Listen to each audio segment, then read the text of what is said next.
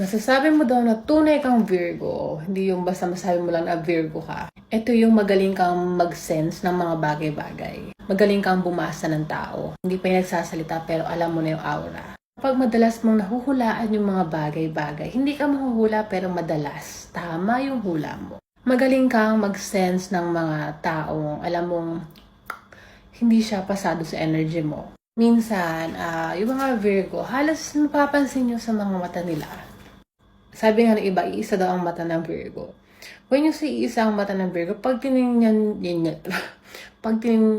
nyo yung mata nila, ewan ko, basta karamihan din sa mga kakilala ko, lagi silang bagsak na mata na ganyan, nakala mo ay palaging mabigat ang mga mata nila. Parang nandito lahat ng problema, oo, maiitim ang mga mata na di maintindihan.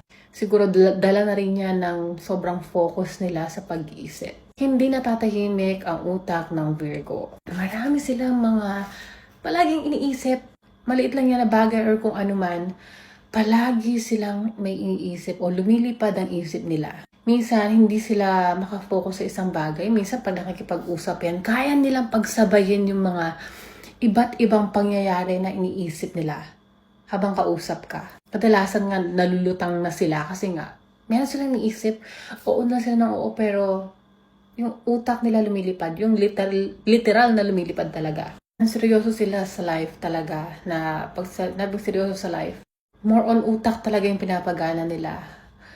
More on pag-visualize. Halimbawa na ka lang ng mga pagiging observant ba na tao, ganun. Tahimik-tahimik lang yan, ngiti-ngiti lang yan, pero utak niyan ay hindi tumatahimik. Again, number 1, kung kayo ay Virgo talaga or Virgo talaga, hindi basta masabi mo lang na Virgo. Alam mo na hindi ka magre-revenge kapag meron kang kaaway. And wag mong gagawin yan kasi talagang babalik sa'yo ang karma. Palagi mo ipapa sa Diyos na lang lahat ng mangyayari. Sinaktan ka man ng ibang tao, palaging wag kang gagawa ng aksyon na ikaw mismo yung mangunguna. Or magre-revenge ba ganyan. Hayaan mo na lang kasi gaya ng sabi ko, kapag meron kumalaban sa atin, kung sino man magsalita ng mali sa atin, sabi ko sa inyo, hindi nyo naman na kailangan tawagin yung karma. Kusang tatama sa kanila. Again, masamang awayin si Virgo kasi ang karma sa magulang.